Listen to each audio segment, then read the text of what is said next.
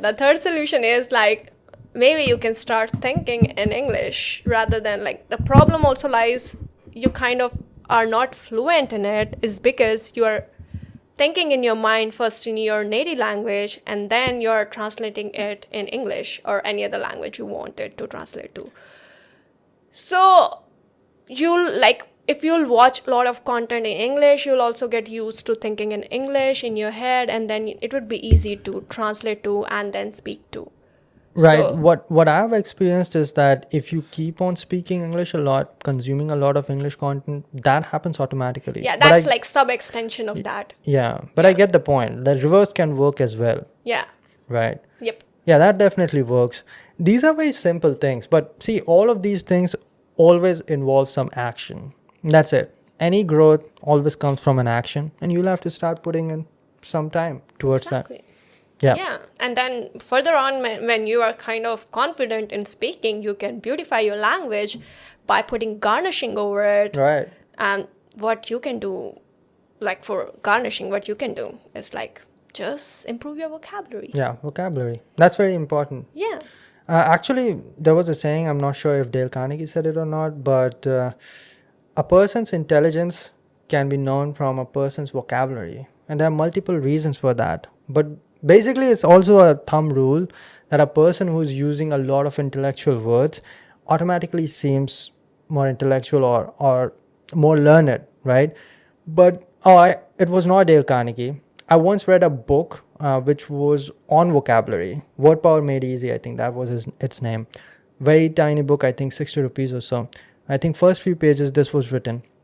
That the reason behind that is that a more learned person, a person who is more educated, has read more, right? Has studied more. So through that reading material, that person automatically has learned more and more words. I think where it is coming from that we like these sophisticated, or we can say the words unprecedented or never heard words is because we love adversity, we love uniqueness. Whatever would be unique, we want Right. it. You have to stand out, right? So yeah, and when you kind of throw that word and then the person in front of you, you make that person think like, oh, what does that mean? So you kind of grab the attention.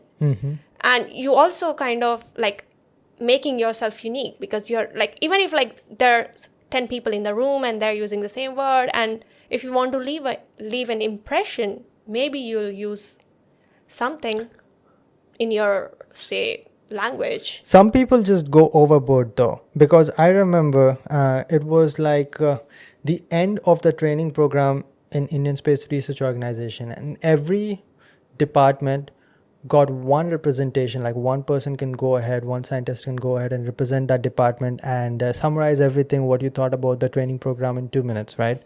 And this guy goes over there and in 2 minutes uses 100 new words. Yeah, it also depends on where you are speaking. Right. Like knowing your audience, it works the best when you are speaking something. Like being a speaker, it's your duty to understand your audience. I sometimes use some words over here because I want you to look for it. Maybe you may not be knowing it, but Yeah. that's the purpose, right? That's what we are trying to do over here. Yeah.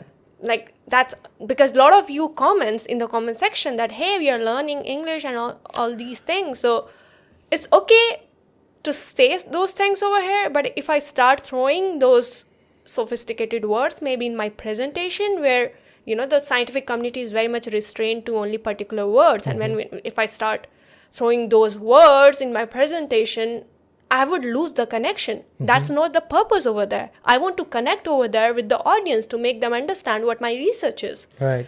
And so I should be as easy as it can be. True. Yeah. You cannot like complicate the message too much so that in general, I always say that communication itself is so difficult, right? There are so many barriers. Like you grew up somewhere else, I grew up somewhere else. Like we have different ideas about how we should be communicating. And also like there's a efficiency in which my thoughts are converted into my words. Like 100% of my words is not always perfectly converted into, like 100% of my thoughts are not 100% converted into words, right? There's always a lacking.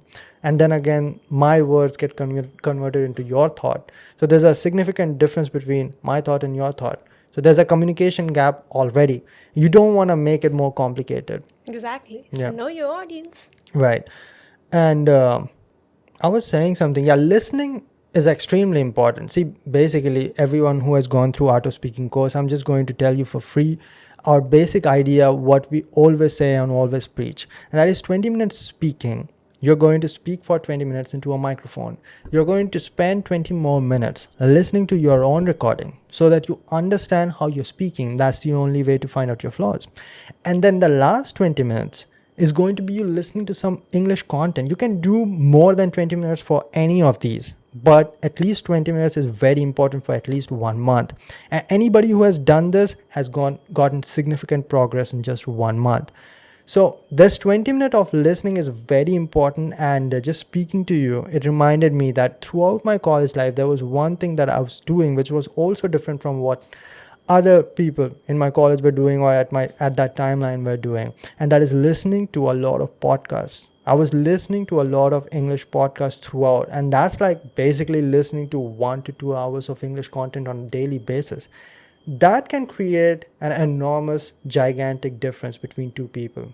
I also kind of realized that's where your knowledge comes from. Which knowledge? That's where your intellect comes from, because you listen to a lot of podcasts where people from different people with different expertise and with different backgrounds, they come over there and they share the knowledge. Right. So I think that plays a lot of part in making you intellectual as well. Right. So I'm basically talking about 2012, 2013 era. And even then, we were fortunate enough to listen to someone who is sitting in, let us say, I don't know, Poland. All right. And if that person is talking in the same language that you understand, you are able to get his or her ideas.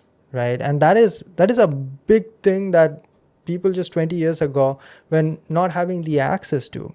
And think about how exponential that has grown in today's day and age. But it comes with a cost, because there's a lot more garbage these days as well. And that's our topic for another day.